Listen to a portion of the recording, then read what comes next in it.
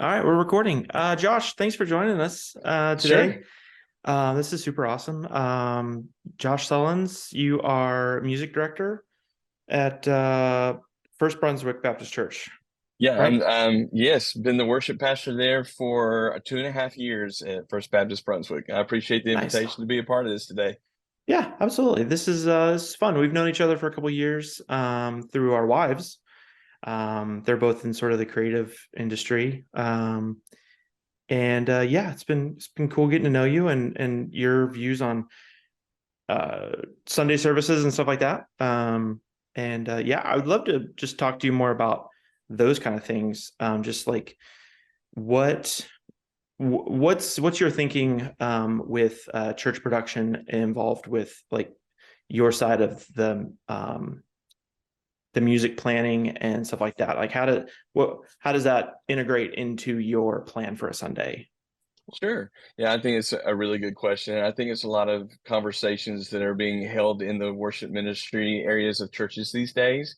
And we're all just trying to figure out exactly how to help people on their journey in their expression of worship to the Lord and incorporating that as a part of what's taking place on a Sunday morning. So it is literally taking the music, it's taking the scripture, it's taking the foundation, and it's taking the goal of where we want to take our people in their worship experience on any given worship service. Hmm.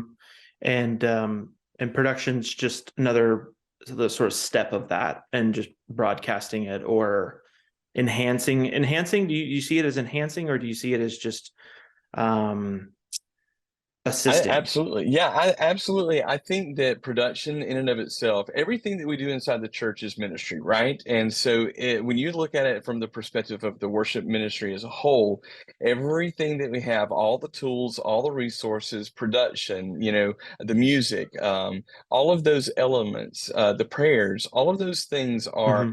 part of what's taking place on the Sunday morning that enhances the worship experience as a whole. Right. No, that's great. I love that. I need to turn the volume up. There we go. Cool. That's awesome. Yeah, I know First Brunswick. I started seeing First Brunswick pop up more and more on TikTok with your former, now I guess, production guy there, Colby, which he's going to be on the podcast later, Awesome. which is going to be fun to talk to him about the whole TikTok thing and how that's integrating. And I know well, I don't know if he did it, but like um I'd love to hear like your thought process on like integrating like the sort of the pre-show stuff, the interview and stuff. Was that Colby's idea? Was that your idea, the pastor's idea? Like how did So that bubble Yeah, up? absolutely. So you mentioned Colby. Colby is hands down one of the best production directors I think that I've ever had the opportunity to work with in ministry, and he's just an incredible asset to any church. He definitely was a huge instrumental part of the production ministry at First Brunswick here. And I think as far as the pre-service time goes, with that, just kind of preparing the people for the service, we wanted to make sure that we were connecting with people in our online community. Obviously, COVID made a huge impact in churches and their ministries and the reaches from a digital standpoint, social media, and it kind of caused us to have to step up our game to make sure that we were continuing to be able to reach our people because they weren't able to actually come into the building, and we still had the responsibility to share the gospel. So that was a huge influence, and I think First Brunswick for us, making sure that we would take the steps to continue to be able to minister to our people and to share the gospel. What we didn't realize, I don't know that it was in a initial thought process, was that it was able to expand our reach beyond the people that were a part of our church. And so the pre-service moment, it was really designed as just an opportunity to welcome people to the feed, rather than just having, your typical pre-service slides, what you would run if you were in the room, just all of the announcements. The pre-service time was intentional to try to build the community aspect, because that's something that's very important, I think, inside the walls of the church and outside of the walls of the church. So that pre-service moment was really used to just welcome people, build community, and just let them know that we're acknowledging that they're here and worship with us that day. That's awesome. I know I've been somewhat involved in conversations around like the online community. Like, what do we do with that?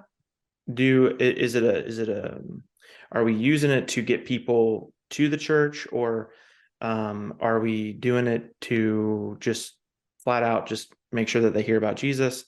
What was y'all's thinking about that? Well, I think in some cases, I think what we have to guard against in those conversations is making it an either or question. I think that, a ministry as a whole is to connect people to our Savior, right? Is to connect people to God. And I think that as we're using that element of our ministries as that tool, sometimes it might be if they're local and they're checking out the church for the very first time, then it might be an avenue to where their next step might be to attend in person. But if it's someone that's not local to the area, then that may be their form of worship and their form of connectivity in an online capacity. Or in our case, we have people from different countries that are watching our worship service online. And so there's ways for us to be able to connect with people from other countries that we would never have if not for that resource. So it's a both and. I think sometimes, yes, the goal is to connect people inside the church, and then sometimes I think that it's just to say, hey, we're glad that you're here.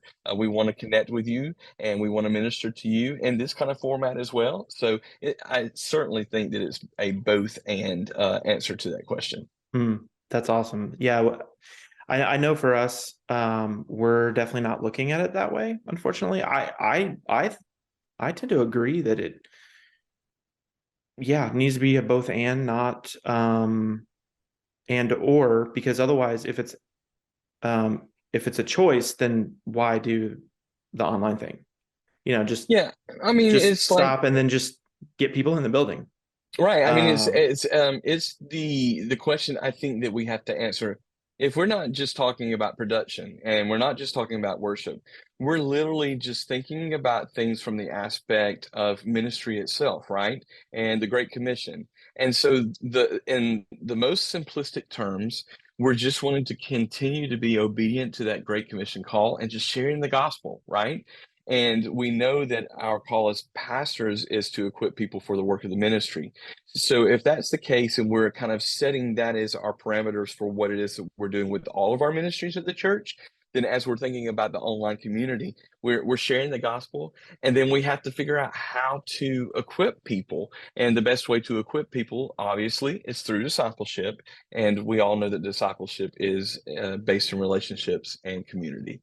So I think those are important elements for any aspect of ministry in the church, not just production and not just worship ministry, but we have to make sure that we're all in alignment together with regards to that goal and that philosophy of ministry. yeah, no, that's really cool. I like that.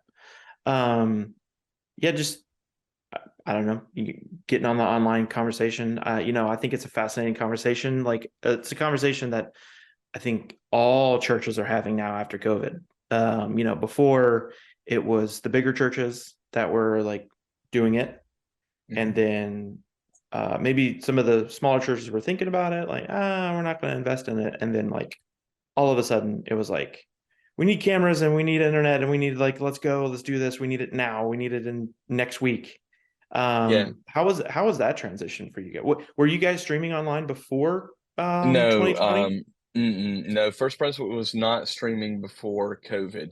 And so this was one of those opportunities that I think that, again, the church did not even imagine what the capability would be. And I'm very thankful for their obedience to follow through and to provide the resources in order to establish that avenue of ministry. And, Aaron, I think that it's worth mentioning as we're talking about that and the conversation that's taking place in the church, you're now getting people to start having the conversation of, do we continue to do online streaming? Do we continue? Because I think that in a lot of people's minds, they think that in order for people to be engaged with the church, that they have to be in the four walls. They have to if we can't get one of the struggles on the backside of COVID was how do we get people to come back to our church? And yes, we still want to reach them. We still want to present the gospel to them. We want to have as much community as we can, but we need to figure out a way to get them back into church. And some people, unfortunately, in my opinion, have made the decision to stop streaming in their platforms, their online platforms, in hopes that that will encourage people to come back to the church. But if we go back and we think back to that time period with relation to the pandemic, and we start thinking about the impact that online streaming was having with relation to the gospel and sharing, it was one of the best things that I think the church has done in recent history. And so I think I would encourage people to not shy away from that and not make their primary goal to get people back into the building. I think that we need to think in the terms of, hey, this is 2023. This is a digital age. And if we're using this from a corporate standpoint, and most businesses now, the church can't shy away from these resources that we've now been given. We have to learn how to embrace these things and use them in different ways in order to continue to fulfill the call that God has given to us. And I think rather than pulling back, I think we should be leaning in. I think we should be having more conversation about what happens to the people at the end of the worship service if they've joined us online. What is the next step? Yeah. What is the next step? How do we engage with those people who are interested in discipleship? What are the next steps that we're giving to them? We do a good job of that, I think, in a lot of ways inside the church because the people are physically there in front of us.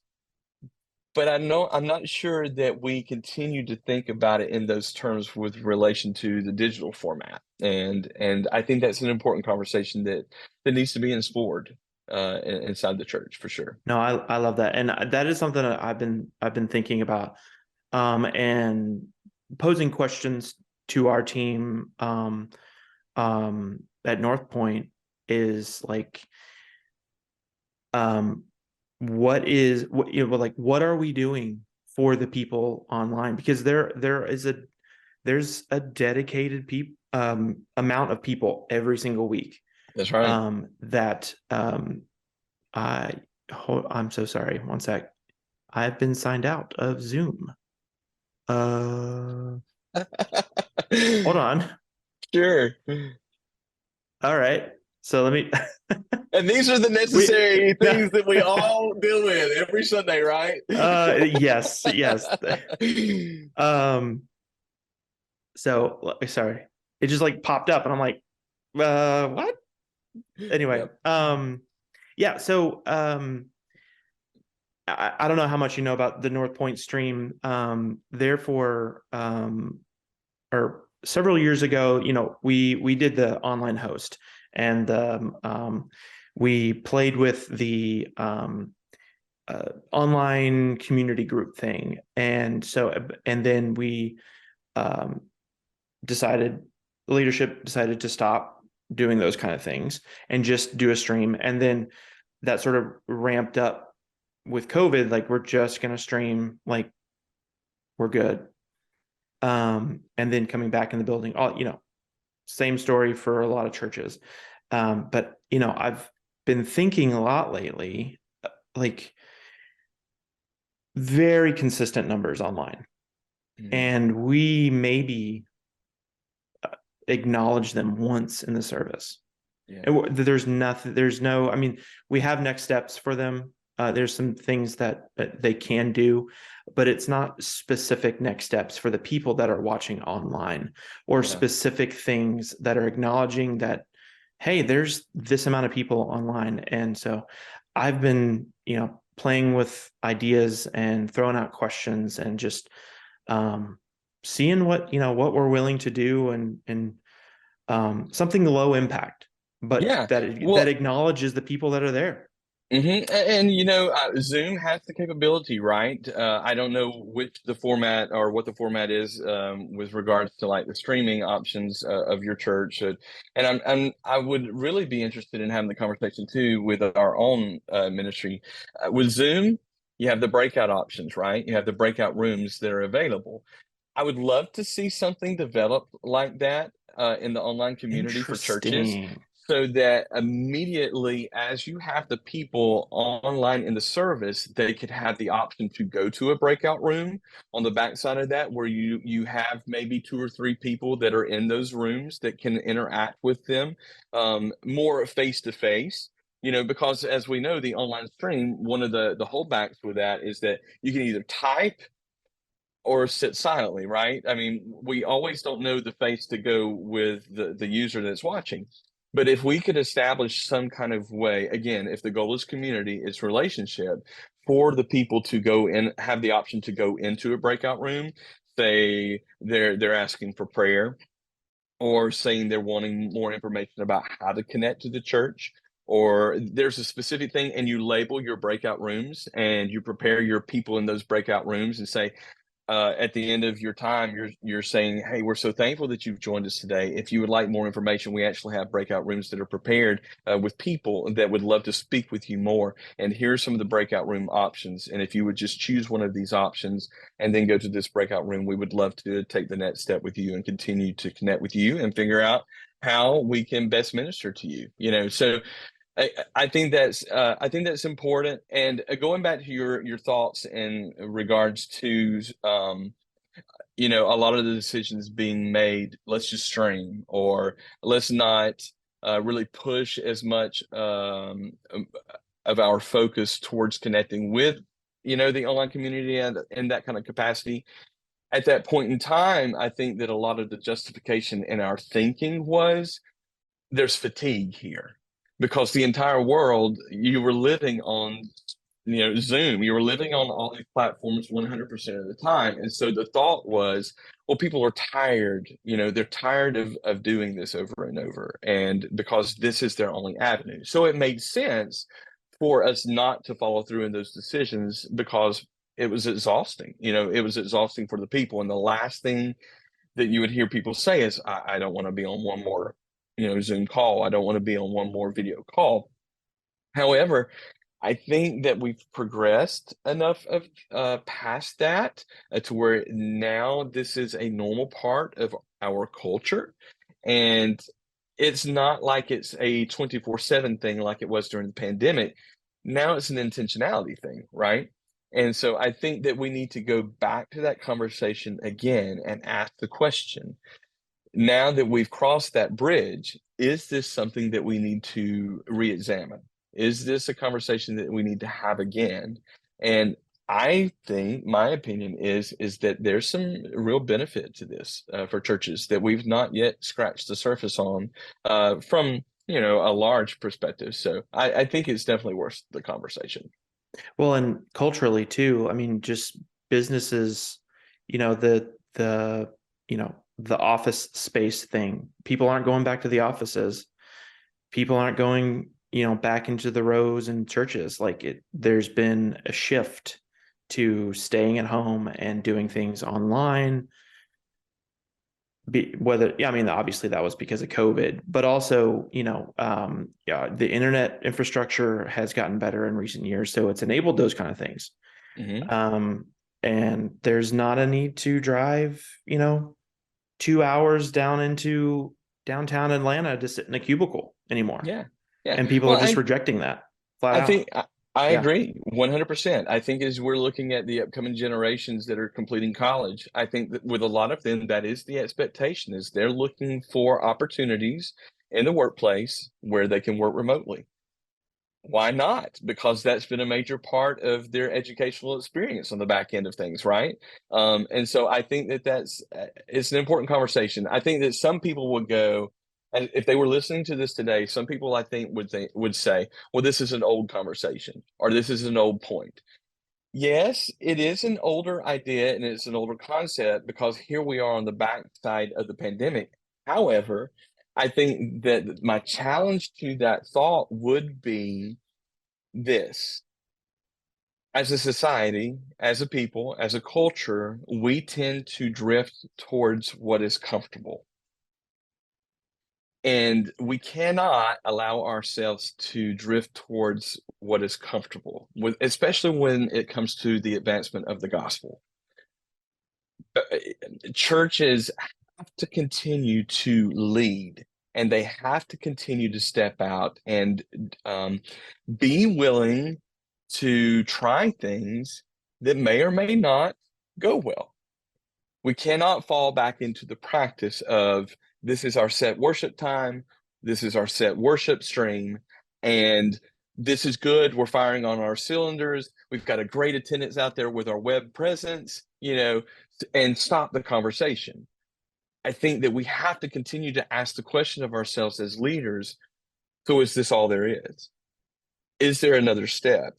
Is there additional things that we can do to continue to push this forward? I think that's one of the things that in leadership that we struggle with sometimes. I think that we just, think about what's happening from Sunday to Sunday or from day to day. And we have to take that time to step back and dream and ask God what the vision is, and re-examine the resources. And I mean, a long time ago, Rick Warren, his whole simple church strategy to where churches were listing every ministry of the church on the whiteboard and then trying to figure out what items and what ministries continued to support the overall direction and philosophy and the DNA of the church. Great concept. We need to go back to that. We need to have those conversations again periodically in the church as leaders, and we need to ask ourselves the questions again. All right, so now here we are on the backside of the pandemic. We've made these adjustments with regards to our church ministries. Now, what is it that we need to do to continue to move forward with our reach and with our ministries, and how do we continue to share the gospel with these tools rather than just going, okay, this is what's working. It's working great. If it's not broken, let's not fix it. Yes, to some degree, but we have to constantly be moving. Complacency, I don't think is an option with regards to the gospel and the aim and the direction of the church. So, well, and I mean, if you look from the first century to now, I mean, so much has changed. So why would you expect that it would stay the same? right. But unfortunately, we do. Unfortunately, we do. Right. I think that that's where the church really loses our momentum. We really lose our influence when we don't continue to move and to explore those ways to promote the gospel. The secular world is doing it, and it's not like we've got to be like the secular world, but we certainly don't want to be, we don't want to be dismissive to the tools and the resources that are available. We want to embrace those things, and we want to figure out how we can utilize those for the gospel, for sure. Yeah. Well, and I mean, production wise, the church, embracing the video, all the production gear. Like eventually the church, hey, we can do this and we can reach way more. We can get more people in a room because we have speakers, because we have microphones, as opposed to, and some would argue that it's a good thing, bad thing. I think it's a good thing because that's my job. But yeah, absolutely. Yeah, and I think that that's a conversation. I mean, let's face it, all right? In church ministries, again, I think that we get focused on what needs to take place in between the Sunday to the Sunday. And in addition to those things, ministry is people. So I think that we focus on how we minister to the people as well. And when we think about our responsibilities as leaders in totality, that's the majority of our time. It's Sunday to Sunday and what has to happen operationally. And then it's the people in the ministry and what we need to do to fulfill the needs and best prepare and minister to the people. But again, I think this is more of a leadership issue. We have to intentionally carve out the time to be before the Lord and to ask him what he wants and to dream. And if we do not take the time to dream, then we find ourselves where we are and just continuing to do and to maintain every single week. But we cannot let ourselves fall into that pattern. We have to continue to push. We have to continue to seek after what new opportunities might be out there. We have to continue to be creative, and we have to be okay with trying it and potentially failing at it, right? I mean, Yeah, no, I was telling yes, a good friend of mine absolutely. this past week, I said, as a parent, and I know that you'll identify with this as well, as a parent, when our child takes the first step, you're like, oh, that's awesome, and it's like the best thing. And then they may take one or two steps and they fall. And you know what we still do? Oh, it's all right. It's all right. You're going to get back up again. But we quickly forget that when it comes to adulthood and when it comes to trying things for the first time. We should constantly, as leaders, be looking at our peers and even encouraging ourselves, going, okay, I'm going to take a couple of steps. I might fall. But here's the deal, it's okay. We're going to celebrate it both ways. We're celebrating the taking of the steps. We're celebrating the moment that falling is taking place. And then we're encouraging people, get back up and let's take more steps. And I think we have to have more of that, especially inside the church. Yeah. I've always said I would rather have tried than to have just had this idea and not done anything with it. Just rattles around in your brain. All right, I well, let's try absolutely it. agree. Yeah, I Let's absolutely try agree. it. And you know what? If I didn't see something and it was like, oh well, can't do it. Okay, well, I'm glad I found that out. And Right. now maybe I can pivot with that idea. Maybe through the process, I found something else that we can try, That's and we right. can go from there.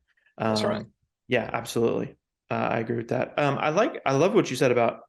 Well, I mean, I think we all know this. We just don't put words to it, but ministry is people.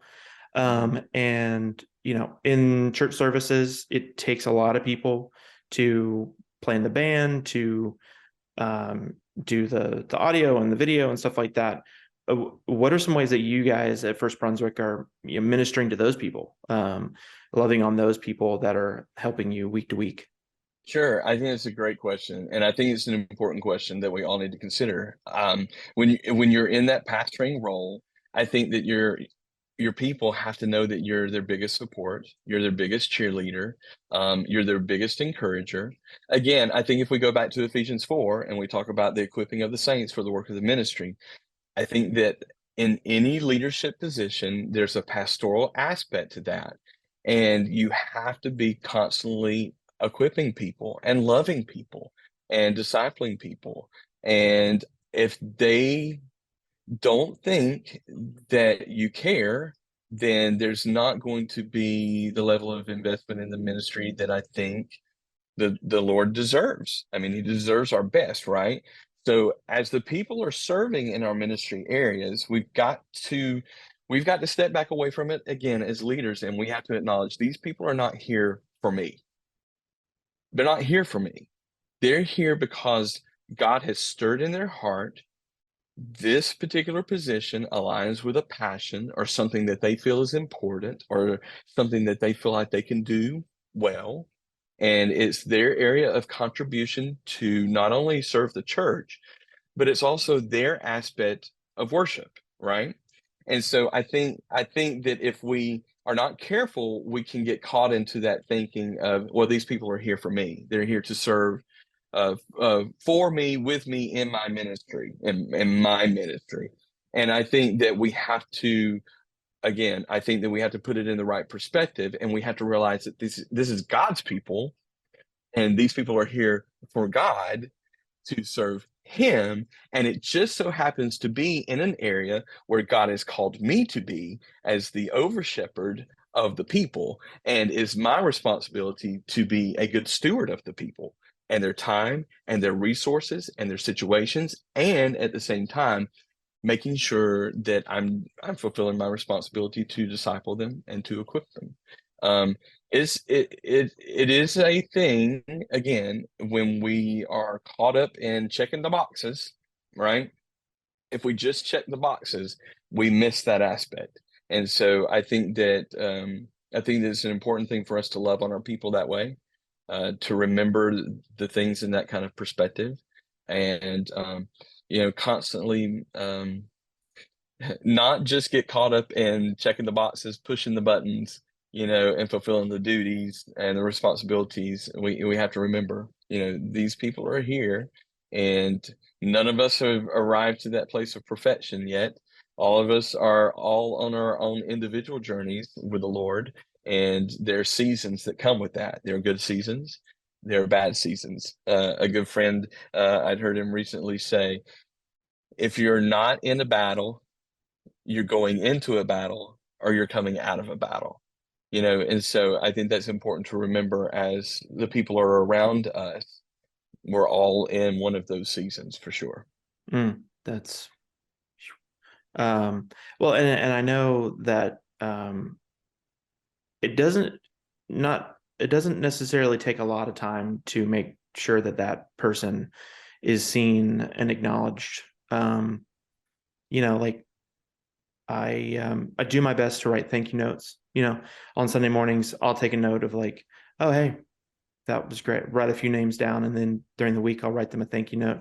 And I mean, almost every time, the next time I see them, they're like, oh my gosh, thank you. And I'm like, well, no, thank you. Like, I'm glad I had to write that thank you note, because like we wouldn't have had graphics on the screen if you weren't here last week. That's right. That's Like right. thank you for doing that, or whatever it is. Like, and that's not to you know say that I'm doing everything right. I'm Right. just do the small things. Is like, hey, just like, thanks for being here Sunday. Like, thanks for being here at 6:40 and staying for both services. And I Like, think it's those small things, Aaron, that make the difference for sure. Another element that we've started utilizing with our worship teams even is as we finish walking through with our sound check and making sure that everything is good from the technical aspect prior to the worship services, we've started bringing the team together in a big circle on the platform itself, and just taking a moment to be reminded that we're not here to promote ourselves this morning. The microphone is not more important than the message that we have to share. right. Yeah, absolutely. The talent is not more important than the God which we're exalting this morning, and then to remember, um, we're here because God's given us these talents and we're using these talents to serve Him. And then remembering the fact that it will be someone's first time in the room, and it just might be that that person who's there for the very first time doesn't know the Lord. And so we have to keep all of those things in the right perspective, and reminding one another that it's not about us. This is not about our own elevation. This is about elevation of the Lord. And then at the back side of that, before we begin to pray, like you said, thanking them, just thanking them for being here on time, right? Being here on time, and being, when they did get there, thanking them for being prepared, you know, and then just asking them that final question before the beginning of the worship time together. Now, I'm thanking you for preparing your heart to fulfill God's call on your life and being here in this spot this morning. You know, I think all of those things are huge, huge things that our people need to hear, and myself included. I have leadership that when they tell me those kinds of things, it's that encouragement to me, and what I do. And so I certainly want to pass that along and encourage the people who serve as a part of our worship teams and production teams as well. So That's great. Now, correct me if I'm wrong. Your worship team or worship band, I know you all have a choir too. All volunteer, yes? it's all volunteer. That's All right. volunteer. How does that play into your vision and your thought process when you're planning stuff? Because at North Point, we're finding they're paid musicians, so we can ask them to do X or Y or show up for midweek rehearsal or stuff like that. But how does that differ with completely volunteer led on Well, stage, off stage? I think it's another really good question. And I think that that is what you would find in a lot of churches in America is that most people that are serving in their churches are volunteer, and even in a lot of pastoral aspects are volunteer or bivocational. And so I think, again, going back to what I mentioned before, the people are not there for me. They are there because God has stirred in their hearts and given them these talents, and they're using them for the Lord, making sure that I keep that perspective in front of them so that we keep everything in the right focus. But here's what that allows me to do as a pastor. Again, going back to what I mentioned before with regards to equipping the people for the work of the ministry. So this is where I'm able to say, I know that you're here because God has called you here. I know that you're being obedient to be here and to serve. And so one of the things I want to encourage you to do is to consider the talents that God has given you. God's not asking you to offer him perfection, but what God is asking you to do is to give him your best. And so what we want to do as a part of a team that's made up of volunteers is we all want to be able to give him our best. And that looks different on a subjective level for each individual person, right? So you encourage them in those kinds of ways to constantly be giving their best to the Lord, not to me. I mean, yeah, does it make me happy when I see you giving your best? Yeah, it does. But that's not the end goal. The end goal is your offering of worship to the Lord through the talents that he's given to you. And why would you not want to give him your best? I think that's a hard issue if you can walk away from that question and go, oh no, I just didn't have time to do it this week, or I'm so sorry. I just, well, don't apologize to me. Your offering is not to me. You're not here for me. You're here for the Lord. And so I think at the end of the day, when you're giving that offering back to him, that's where the offering of praise. I think you can go to scripture with Samuel. Samuel said it with the threshing floor and with his offering of back to the Lord. He said, "How can I sacrifice that which cost me nothing?"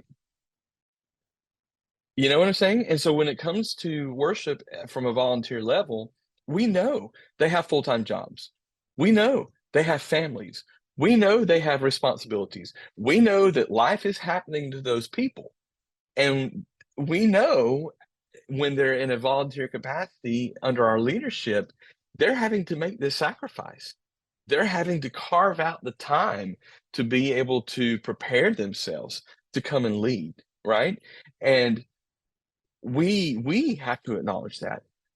But again, it's the encouragement from us to the people to give their best, and to use that as their aspect of worship to the Lord. And I've often said this, if from a volunteer aspect, if the people who are serving in my ministry, if it starts to feel like a job to them, something's wrong. Something is wrong when we walk into God's house and we feel like we're having to perform a job.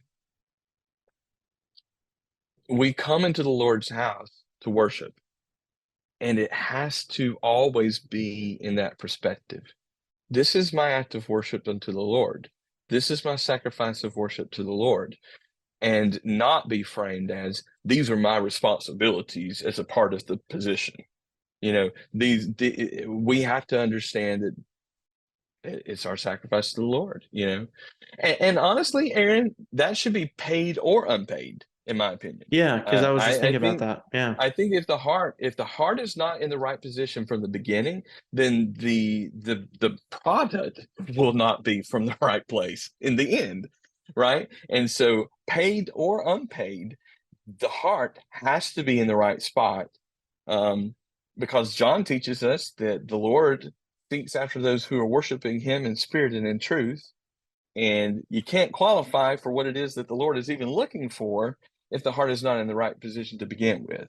And I think that's our evaluation point. I think that's our check in our heart, as we're getting ready to step our feet onto the platform to be in our positions, whatever it is, whatever capacity it is for that morning. Hmm.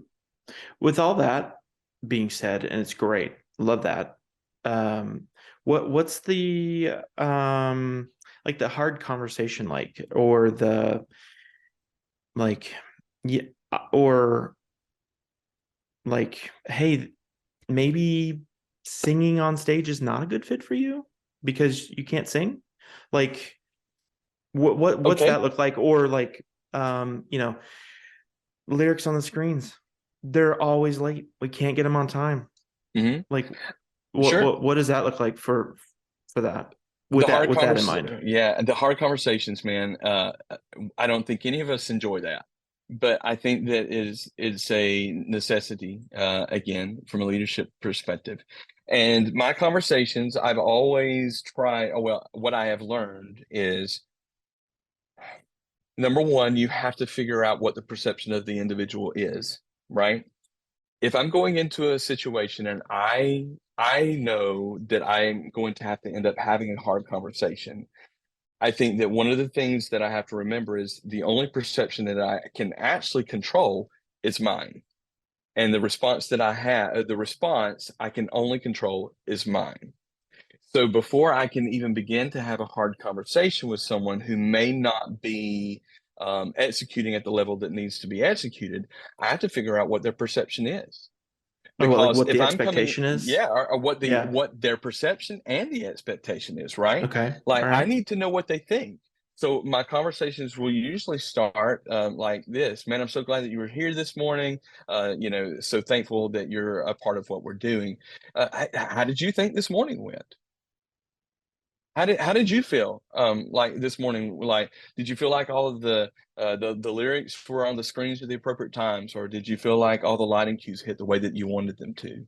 Or did you feel like if you were singing that song, did you feel like that did that feel good, as you were, singing and worshiping the Lord this morning? Like, talk to me about that. Let me know what you're thinking. And then based upon what the individual is thinking, that then lets me know as a leader what I can say next, right? Because it's not always a conversation. Those hard conversations don't always go from A to Z in one sitting, right? So it has to be a progression.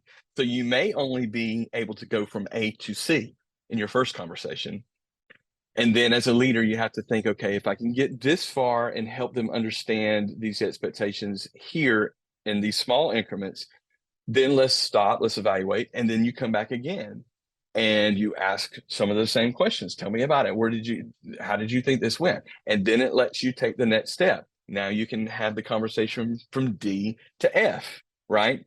And then so on and so forth. Yeah. So If the you need hard to. conversation, if you Yeah. need to, they may self-correct, which is what we want, right? I Right. mean, Right. having those Yeah. opportunities to where those things Yeah. can be situated. So I think that, yeah, I think that if, again, in those hard conversations, I think we have to have them in small increments. I think that we need to have them. The hard conversations is always the end goal of the hard conversation is always to help the individual or help the whole. And so coming in with critical feedback in a negative way is not ever going to truly help the individual in the best way, because what's really going to wind up happening is they're going to get frustrated, they're going to get mad at you, they're going to get upset with you, and they're going to quit.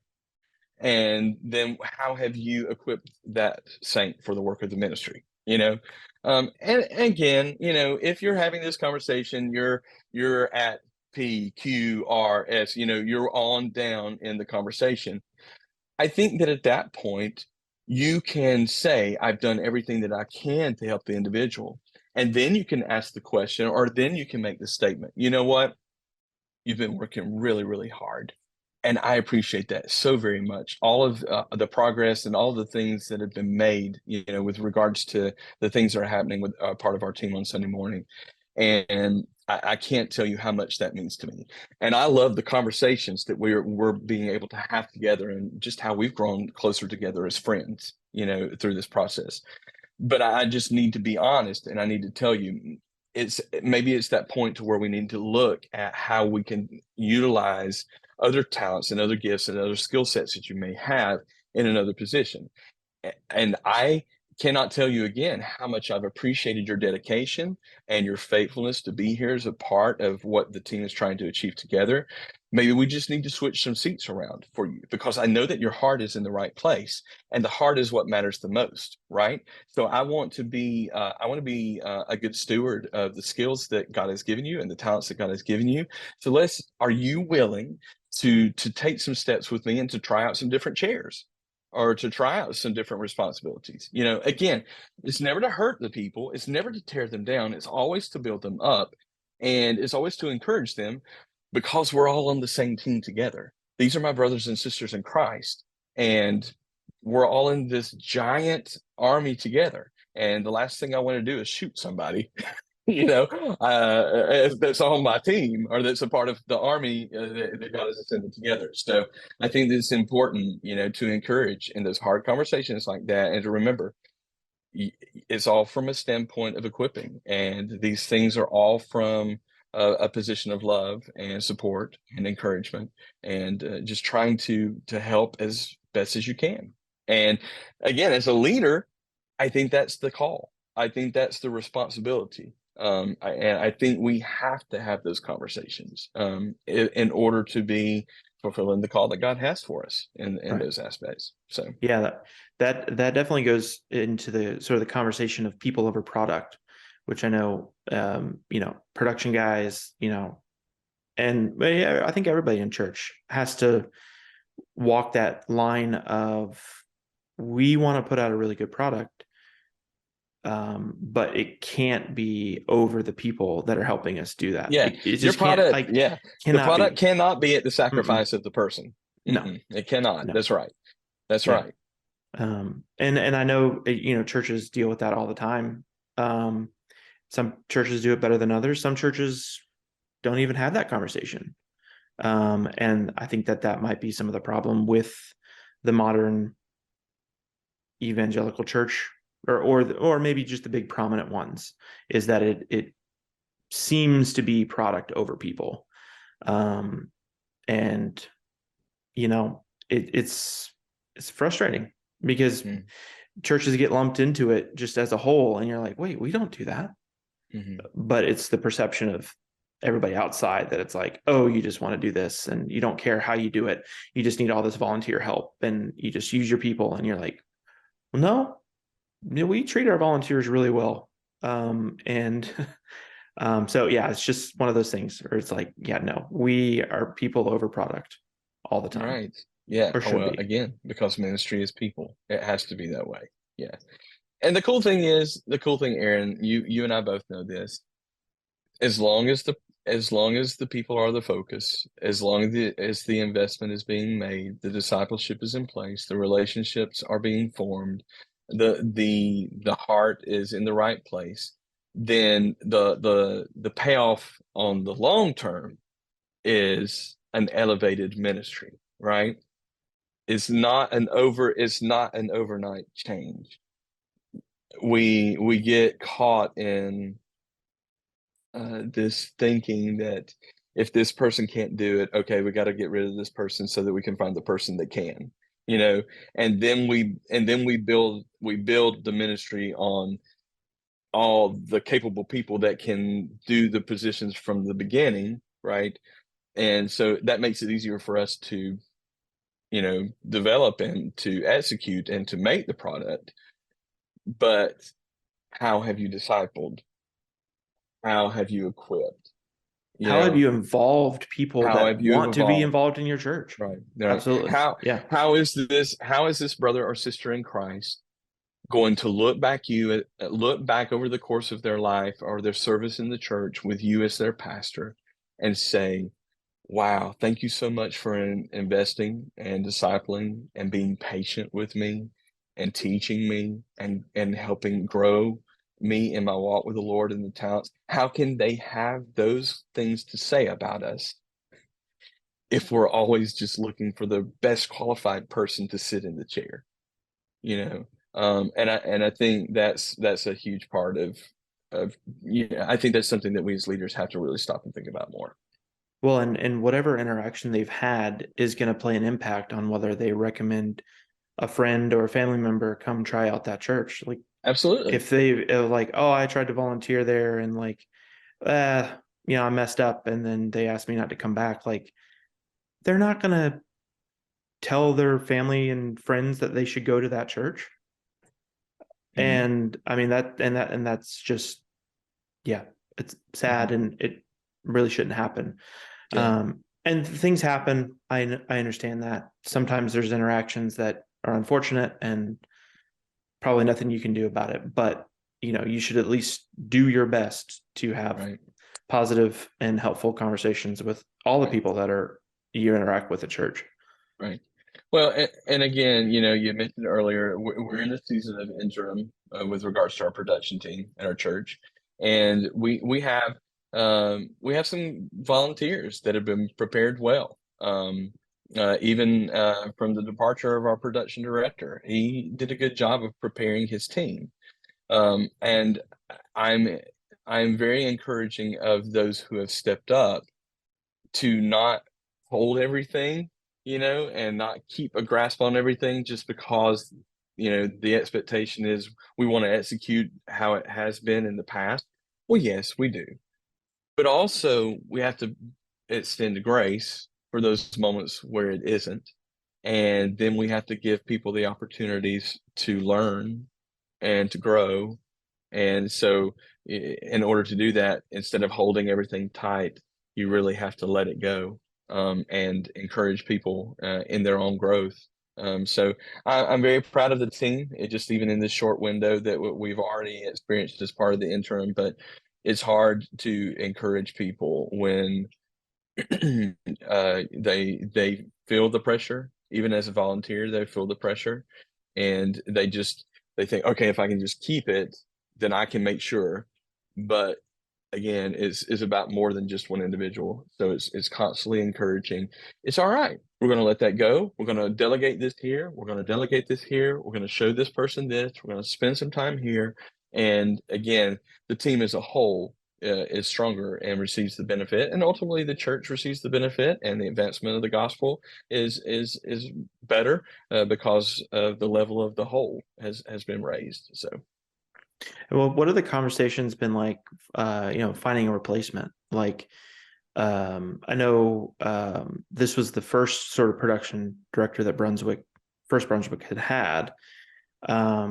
So like, do you think that leadership found it to be a positive thing, or um, are you having to sort of try to fight for that role again? Or because I mean, production roles sometimes, depending on the church, can feel um, as needed.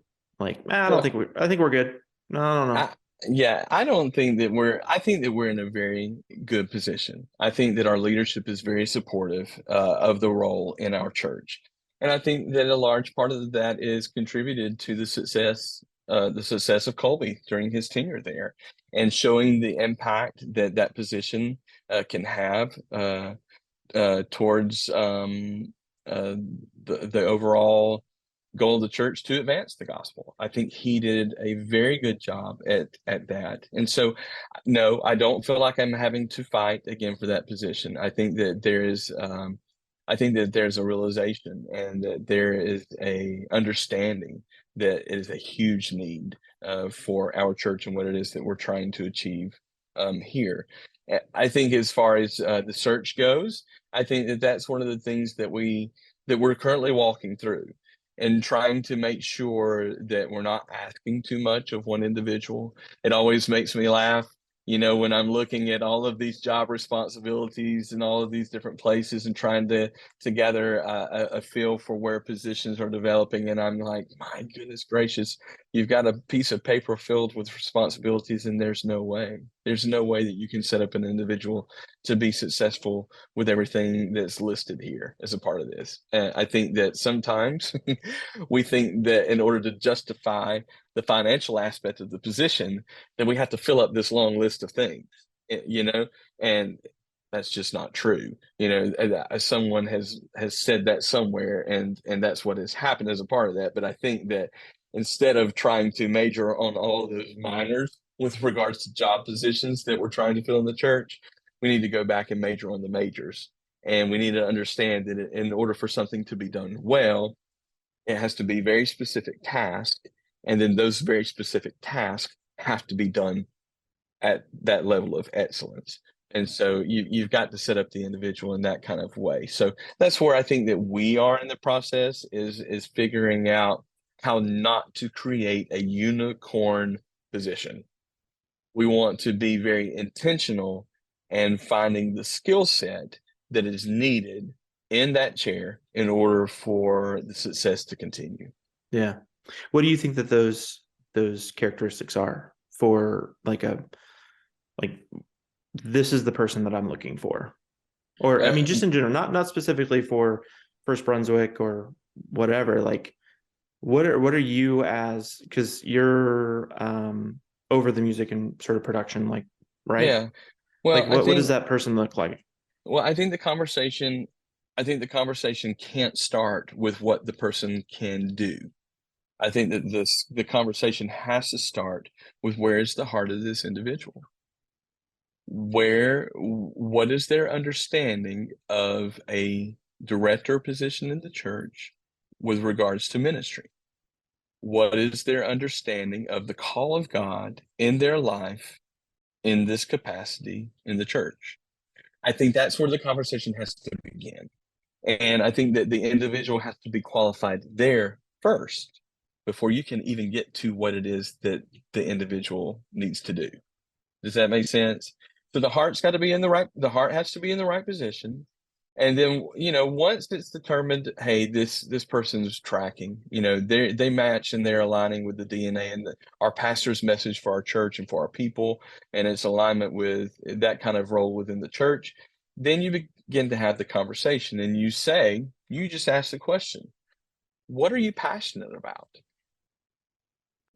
I think that's where it has to start, right? I think this is backwards, but I think that a lot of this has to be backwards because you see the mistake being made over and over and over. A person comes into a position and they think that there's a cookie cutter approach to solutions for all the problems that they have, and I don't think that that's the way to do it. I think that you have to have the conversation from the place of what is it you're passionate about?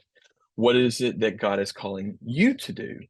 And you have to have that conversation. I think that's how the process should go when looking to fill the positions in the church. And then when you finish having the conversation with the individual about what they're passionate about, then you take those answers and you go, okay, what is it that our church is passionate about in this position? And you say, all right, where's the similarity? Right? Because if you hire a person whose passions are not in alignment with what the passions are of your church, you're setting yourself up for failure because the passions are not aligning, right? So I think that we have to approach it from that standpoint and making sure that as we're having the conversation, we're not sitting here having an interview based upon the list of things in the job description. We should be having an interview based upon what it is that the passions are of the person and how that is helping them answer the call of God in their life. And then we have to make sure that that's in alignment with where the church is going, where God is calling the church, where the pastor is presenting the vision. And then we can continue to move forward in that process if all of those things are aligning. We get forced into the idea because there's an empty chair. We go, oh man, we just got to get this chair filled. We just got to put this person in this seat. We got to have this stuff done. But again, it's a long game. It's not a short game. The short game will get you in trouble. It's the long game that matters, and so we have to make sure again, the heart, the passions, then the skills, and then making sure that everything is alignment from there. So you're sort of making more of an argument for almost like production pastor, kind of like you want this. Maybe not necessarily seminary trained, but I don't know if it's production pastor, Aaron, but I do think that we have to all stop and remember that we're all called to be ministers of the gospel.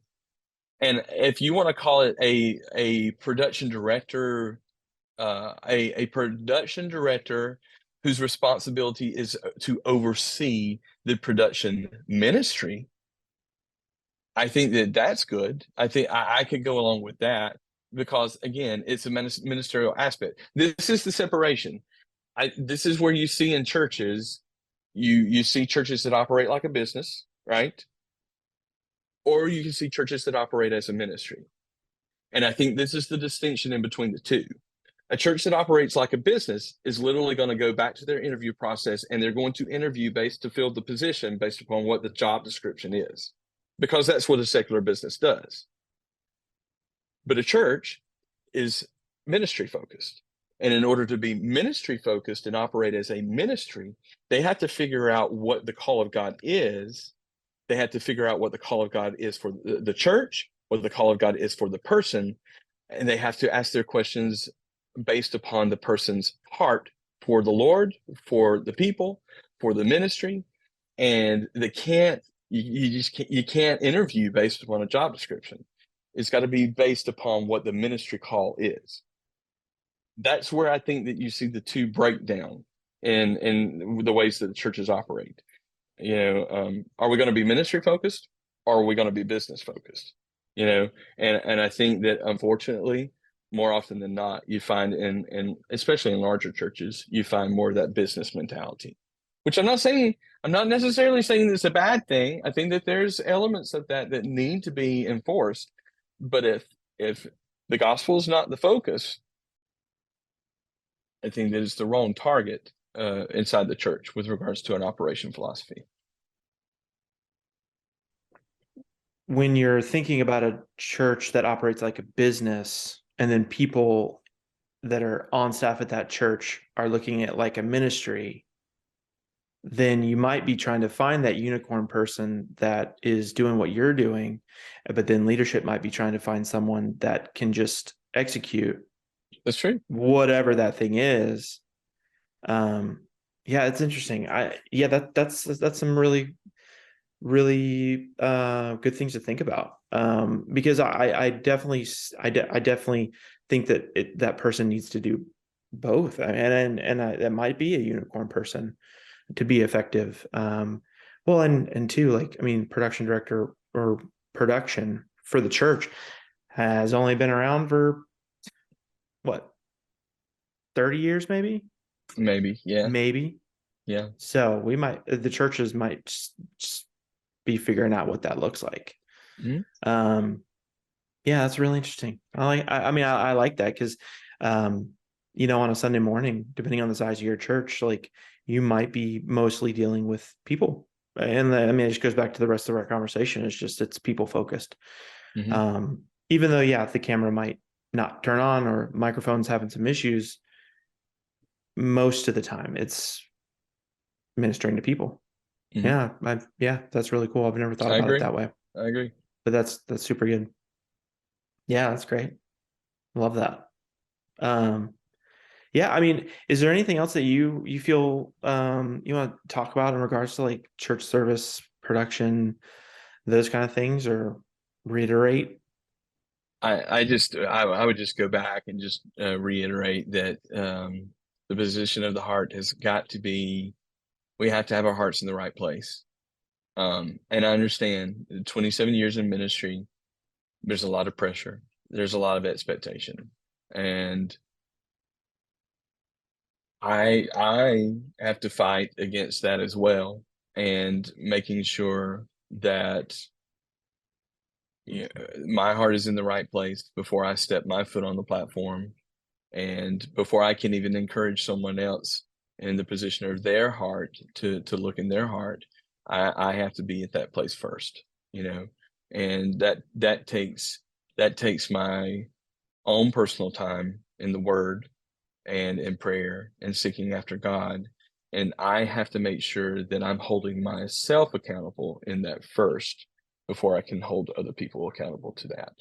So, and again, I think these things are transferable concepts across the board with regards to ministry. So, Well, good and stuff. can I ask what you do?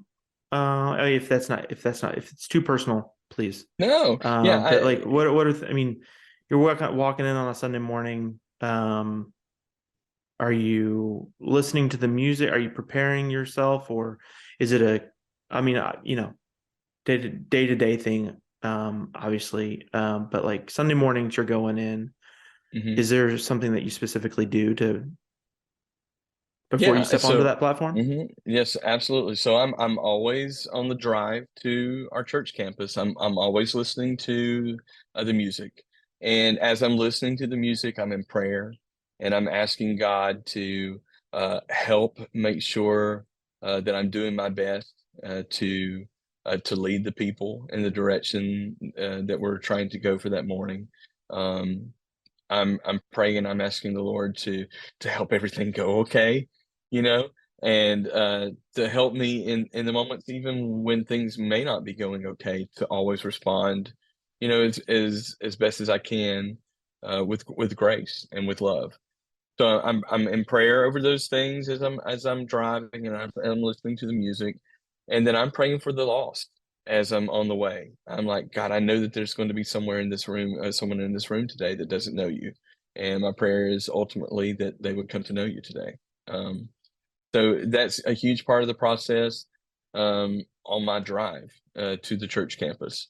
And then as I'm coming in the doors of the building, obviously I know it's early and I know people are being asked to be there at early times. And so I'm trying to be encouraging and very thankful to the people. So a lot of those things are what's happening just to prepare my heart before I'm even there. Again, I think that's a huge part of the responsibility in the pastoral role, is just to make sure my heart is good, in the right place, and that I'm ministering to the people from the moment that I get there and the first person arrives on the campus. So No, that's great. I have another question if you've got time, yeah, that I just thought of. You mentioned, and I think we all think about this, the person maybe new, first time in your church. What is your thinking, balancing the person that maybe has never come to church before versus the person that's heard this song 7 times already? What's your thinking, and are you trying to find a balance when you're planning songs for a service, or planning what your service looks like, or what's that look like for you? well, I think that there's several different approaches, obviously, to that.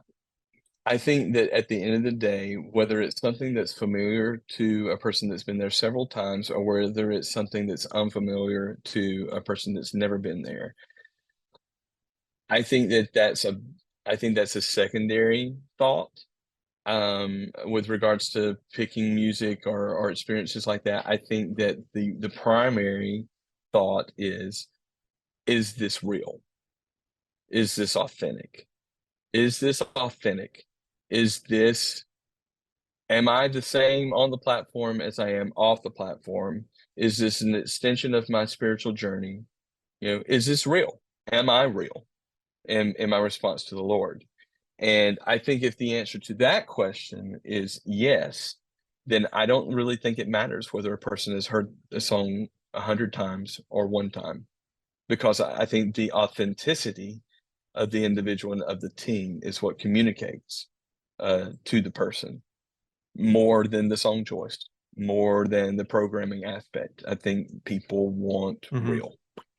What kind of like is I mean, we throw the we use those words real, authentic a lot, like authenticity, and well, I understand that's like, well, I guess, yeah, like what would be something that you would do that you wouldn't feel authentic doing? Like what does that look like Well, I think tangibly? sure. Well, I think that we can see that found in conversations in the church with regards to the expression of worship. Um, from a presentation aspect, I think that yes, there is an expression of worship, and there are times where expression of worship, the individual may express that with lifting hands. There may be a time to where the expression of worship, the individual may be moved emotionally to cry or to kneel. And I think that is where the authenticity is shown. Um, and I think if the motivations there in the heart is that, well, I need to raise my hands just so that I'm active in front of the people, and that I'm trying to evoke a response from them. So I'm going to jump up and down on the platform because I feel like that is that is the expectation in order to reach that level of emotional hype, I guess Okay. would be the All right. word there. I see what you're Then saying. my Yeah. motivations and my heart is not authentic and it's not real because I'm trying to meet the expectation of what I think is expected, or the thing that is expected from me in this. And I think people can see through that super, super quick, Okay. and Even I if it's, think, sorry, no, go even if ahead. it's a way to get people to engage, like, I mean, I'm not necessarily saying that they should be jumping around on stage or raising their hands, but like, um, is there a spectrum of performance to authenticity to try to get people to engage with the music? I don't know if that makes sense. Like, no, I I agree with This is you. very deep. That's a very deep Well, question. and and I agree with you. Like raising hands, like if I, if when not if when I'm in the church service, and if I raise my hands, like that is not authentic. Like if you see me raising my hands, it's probably because I'm hurt or I need to get out, during a worship service, because it's not going to Right, happen. I did right, not grow up doing that kind of thing. So right. I understand that aspect. Like, yeah, absolutely. Like if you're just doing it, like, oh, bridge two, I'm going to raise my hands. Yeah, totally. Yeah. But like as worship leaders, or musicians on stage, um, what kind of responsibility is there to have your congregation um, engage with you? Or is it I your do. responsibility to get people to engage? Well, and it's not engage with you. And that's where I think we get it mixed up too. It is my But it's, responsibility to engage with people. It is the mhm. worship leader's responsibility to engage with people, but it is not the responsibility of the worship leader to make the person worship. Does that make Yeah, okay. sense? Yeah, yeah, yeah. I mean, Yeah. So yes, I want to do my best to engage with the individuals in the presentation of the worship unto the Lord. So, yes, but in that presentation and in that effort to engage with them, I don't want to feel like I'm performing. I don't want to feel like I'm doing something because I feel like it's an expectation of a performance. I want to engage with them because my mannerisms, my expression of worship, I want to engage with them through just the authenticity of my heart as I'm telling God how awesome He is, or if the lyrics of the song is telling uh, how awesome He is to the people, or if the lyrics of the song is more testimonial and talking about an experience that of God's faithfulness through that. And this is what I often encourage the people in our choir and in our worship ministry to consider as you're singing these lyrics. Find your point of connection. You have to find a way for the lyrics to connect with you in some kind of aspect in your own walk with the Lord, so that as you're offering these lyrics up in worship to the Lord, or as you're singing these lyrics over the people, there's an aspect of connectivity with that. I think that's where the authenticity comes from, versus this is a song that we're going to sing this morning. Here are the notes that are on the page. Here are the parts. Here's the chord progressions. Now let's sing it, because then you get caught up in the technicalities. and not in the message that's trying to be conveyed. And how, again, as I mentioned earlier, with regards to my own preparation of my heart before I can lead others, my heart has to be in the right place before the team can lead others. The heart has to be in the right position with regards to the lyrics of the song and how they exalt the Lord, how it might be a confessional thing with regards to a moment of sin that they've dealt with in their life, or it may be a moment of connectivity with regards to faithfulness and a hardship that they've walked through, or it may be something that they've witnessed. But if there is no connectivity there in between the heart of the worshiper, they can't authentically engage. Does that make sense? So I know that's probably a very long answer to your question with regards to that. Yes, it is my responsibility as a worship leader and as a worship pastor to engage with the people, but it is not my responsibility to make them worship. That is their responsibility unto the Lord. Yeah. I can't make them worship. Yeah, because I don't know how many times I've heard, like, oh, we tried this new song and nobody was singing. And it's like, okay. Like,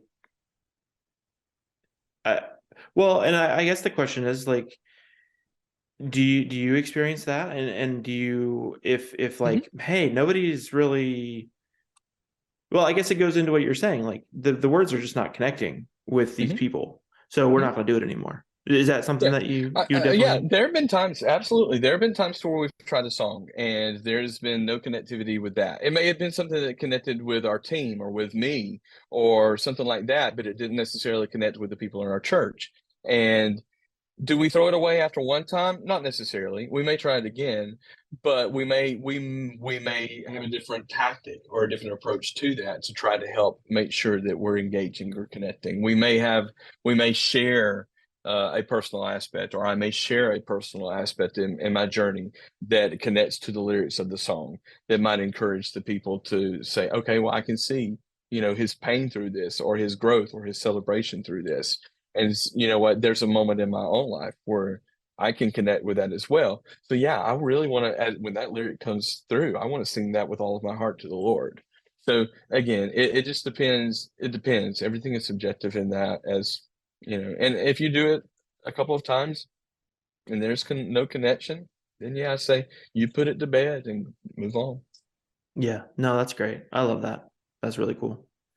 Uh, Josh, thanks for talking. Yeah, it's just really cool talking to the different people involved in church services from all the different churches. Like it's really cool to hear your perspective on things and things to think about. Like, yeah, a lot of things to think about after this one. I like it. Lots of things, brother. Yeah. There's always lots of things. Believe me, you know me.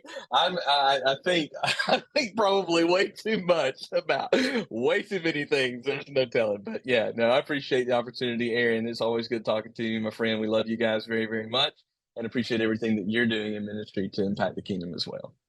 Thank you. Thanks, Josh.